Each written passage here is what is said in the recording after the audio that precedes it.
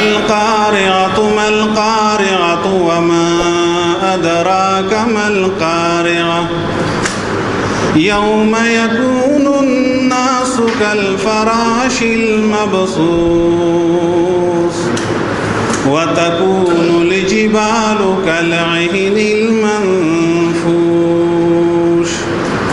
فأما من ثقلت موازينه فهو في عيشة راضية وأما من خفت موازينه فأمه هاوية وما أدراك ما هي نار حامية صدق الله العظيم. جزاک اللہ. ستا د شخصیت نعم البدل به پیدا نشي، ستا د شخصیت نعم البدل به پیدا نشي، سوار لس صدای تیرې شوې خو بل به پیدا نشي، لکه بېسترګو چې تیاره او رڼا نه پیژني هغه بړون وي پیغمبره چې تا نه پیژني. دا د اباسین صاحب د نعت دوه شعرونه چې هغه پکې ډېره لویه فلسفه رانغښتې ده.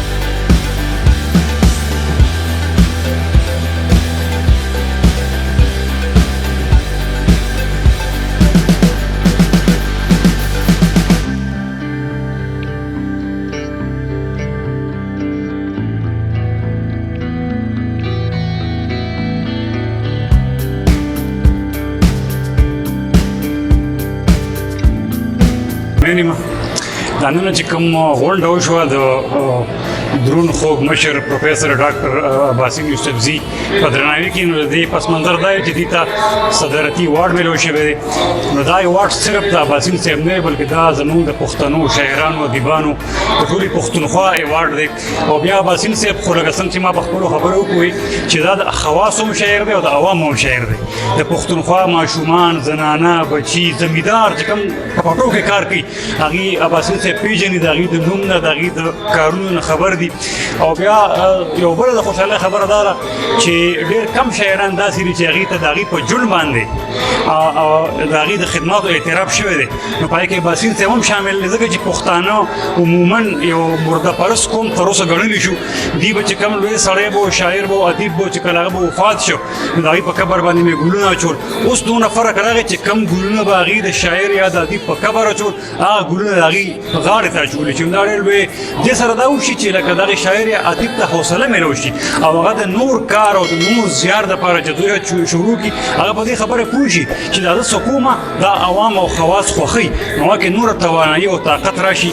نو زه امید ګڼم انشاءالله چې دغه شان زمونږ په پښتونخوا کې نور هم ډېر شاعران دي ادیبان دي داسې هیلې شته دی چې هغې ډېر کار کړی دی هغې په جون باندې ونمانځلي شي او هغې ته د هغې د خدماتو اعتراف ورکړي. نو زما په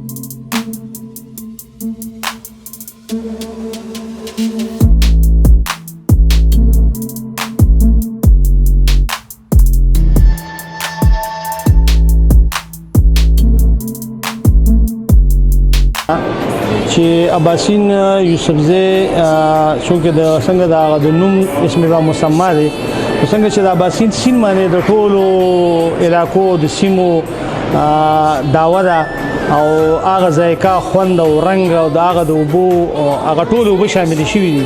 نو دغه رنګ اباسین یوسفزی هم د ټولو پښتنو د یو ډېر ښه ترجمان د زړه اواز په خپله ډېر دروند او خوږ انسان دی او هغه ته چې کومه د صدارتي وړ دپاره د هغه نوم ټاکلی شوی دی. زما په خیال چې په دې معنی د دغه سرکاري ادارو د دغسې ایوارډونو قدر د هغوی قدر کې سیوا کېږي. د اباسین شخصیت چې کوم دی نو هغې باندې څه خاص اثر نه غورځوي ځکه چې اباسین د مخکې نه چې کوم دی نو هغه یو د خلکو زړونو ته کوز شوی شاعر دی. او زما په خیال بله خبره زه کومه چې زموږ د همزولو ملګرو شاعرانو کې یا د دې وخت د ټولو نه مقبول شاعر هغه اباسین یوسفزی دی او د صوابی دې ټولنو یا د زموږ چې څومره دې ټولنو یا په دې کې تنظیمونو کومه برخه واخیسته هغوی هم دا یو ثابته کړه دغه کړه چې اباسین یوسفزی نه یوازې د دیر دی نه یوازې د بلې علاقې دی بلکې هغه د هر علاقې دی او د صوابین دی او د صوابی چې څنګه خواږه صوابیوال یادېږي زما په خیال چې صوابیوالو ثابته کړه چې هغوی خپل خلک چې کوم دی په ژوند باندې مانځي او په ژوند ورنه قدر عزت ورکوي. زما په خیال چې شاعري خو ټوله د مزاحمت نه پیدا کېږي. نو په دغه لحاظ باندې که موږ د هر شاعر شاعري وګورو نو هغه مزاحمت دی مذمت دی. نو داسې خو ډېرو شاعرانو بلا کلامونه ویلي دي او دغه ویلي دي او زه به د هغې په مثال کې د رحمت شاه ساحل صاحب نوم وړاندې کوم. د ساحل صاحب نه زما په خیال چې موږ بل مزاحمتي شاعر نشته او هغه چې څومره د مزاحمت شاعري کړې ده کلندر مومن چې څومره د مزاحمت شاعر دی نو هغه ته ایوارډ چې کوم دی نو ورکړی شوی دی او هغه ایوارډ هغه قبول کړی دی. نو اباسین یوسفزي خو د تاسو احتجاج وکړو که نه نو زه دغه خلکو ته وایم چې اباسین یوسفزي ته ایوارډ میلاو شو نو تاسو احتجاج وکړو.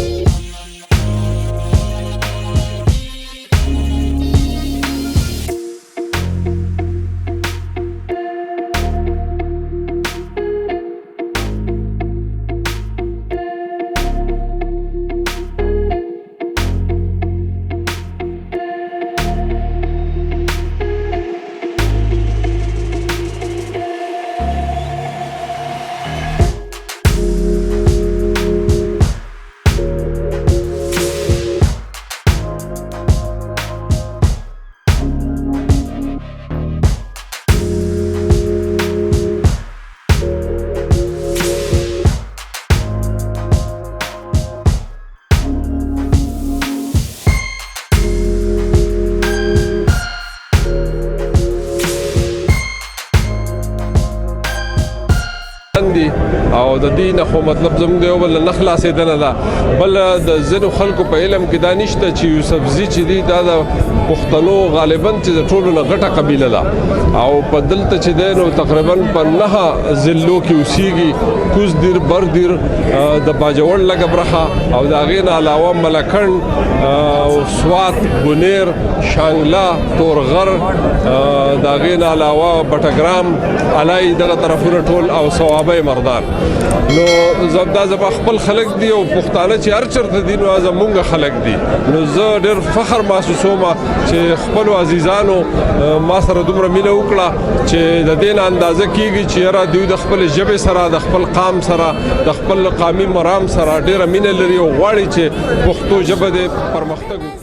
د هغې وجه دا ده چې د هغه خلکو احتجاج کړی د هغوی په جیب کې شناختي کارډ او پاسپورټ او دا هر څه پراته دي او د هغې نه علاوه په هر یکم باندې د پاکستان نه تنخوا اخلي. نو هغوی که پرېښوده دغه څیزونه نو بیا به زه سوچ وکړم. یو خو پرې خوشحاله یم چې ملګرو ډېر په شریکه باندې اباسین صاحب دپاره دا پروګرام وکړه د نمانځنې. بل دا ده چې دا د ریاست ذمهواري جوړېږي. د ریاست دا ذمهواري نه جوړېږي چې د شاعر او ادیب بچو له ډوډۍ ورکړي، خو دا ذمہواری جوړیږي چې دا هغه ریکګنیشن وکړي، هغه ومني. دا ذمہواری جوړیږي چې دا هغه د بچو د تعلیم او د صحت بندوبست وکړي. ډوډۍ ګټل د هغه خپل کار دی که نه. نو زه وایم چې کوم هر یو حکومتي که په هر دور کې وي چې ریاست داسې خلکو له چې هغوی حق لري او د هغوی له عزت ورکړي، هغوی ونمانځي، نو دا خو چې هر څومره وستایلی شي نو کمه به وي. موږ خوشحاله یو ځکه چې اباسین صاحب د هغه بلا اړخونه دي د شخصیت او د ټولو نه اهم اړخ بنیادي اړخ چې هغه د هغه کوم بنیادي دغه د هغه د شاعر او تخلیقکار دی. دا نور د هغې نه چاپېره چورلي. زما خیال دی چې که موږ دې وخت کې د جدید شاعرۍ خبره کوو، د جدید شاعرۍ د لب و لهجې خبره کوو، نو موږ داسې ویلی شو چې اباسین صاحب چې کوم دی نو په دې اوس د ننني دور کې چې دا کوم ډېر زیات شاعران په چترو راکوز شوي دي یا د هغوی مشروم ګروت شوی دی لکه د ګمانډو، په دې دور کې که تاسو وګورئ نو د مزاحمتي شاعرۍ په تخلیقي انداز کې څنګه چې یو زمانه کې اجمل خټک بابا دی د مزاحمتي شاعرۍ او د روماني شاعرۍ دی وخت کې نماینده شاعر دی لکه تاسو وګورئ لکه څنګه چې مخکې په خبرو کې سبحان الله وموي چې تاسو احتجاج وکړو یا د راځئ ملګرو ټول چې په شریکه لیونی شو. اوس دغه نظم ذهن کې کېږدئ او بیا راشئ چې زه به نه لیونی کېږم. نو زموږ دا ځوانان چې دي د ده نه دومره انسپایر دي. نو زه دا ګڼم چې د دې جدید شاعرۍ په نن چې کومه کېږي په دې کې هم د ډېر لوی رول دی او د دې نه علاوه د پښتو کرل په لاره او بر کې او په ټوله دنیا کې. نو اوس لږ وخت کېږي چې د کرکټ میچونو په هغه کرکټ میچونو کې د سیلیبریټي په حیثیت باندې هغوی او دا لومبی ځل و چې د پښتو شاعر د کرکټ په میچونو کې چې د بهر ملک ته د یو سیلیبریټي په حیثیت باندې وبللی شي. زه دا ګڼم چې کم کار چې د پریشان خټک صاحب نه نیمګړی پاتې شو نو هغه زیات په کامي انداز کې یو خو اعوذ بالله من الشیطان الرجیم بسم الله الرحمن الرحیم. نن د سوابۍ ټول ادبي ټولنه په یو ځای باندې او د نورو مکتب فکر هر مکتب فکر نماینده کسان چې کوم نن دلته د پروګرام تابع شوي وه د اباسین یوسفزي په اعزاز کې دا د یو تاریخي حیثیت نوعیت لري. یو خدا چې اباسین ته د پاکستان لوی واډ میلاو شو ادبي د هغې په خوشحالۍ کې نو لا په ټوله پښتونخوا کې لومبنی پروګرام دا د سوابۍ ضلعې پښتنو چې کوم دی دا نمبر وړو نو د دې ځان له یو اهمیت دی او د دې خاورې خپل یو دغه دی دې کې خو سمندر بابا هم د یو پښتنې پیغلې سیده خان هم متعلق لیکلي وو خو لوی واقعات دي دې اوس نشم بیانولی. هغه د دې دی د پیغلو متعلق ویلي دي چې د ملا د جنازې محتاج نه دي پښتنې به خدای بخښلي په پښتو وي. نو چې کومه سیمه کې داسې خو د صوابۍ پښتنو خپل پت پښتو لا دغه شان برقرار ساتلې ده او د هغې ژوندی مثال پړونه دی. هغه پړونه چې کوم د یوسفزو پړونه دی او هغه زمونږ خوړلنې په سرۍ چې هغې کې کوم درونوالی دی، هغې کې کوم عزت دی، کوم احترام دی، نو هغې سره پت پاللی دی. دا نن ډېره نماینده پروګرامو او هر سړی پکې مدعي و. لویه خبر ده چې هر سړی مدعي و. نو زه د صوابۍ دې چې څونه شاه زلمي دلته وو مشران کشران ټولو ته په دې کامیاب پروګرام مبارکباد ورکوم.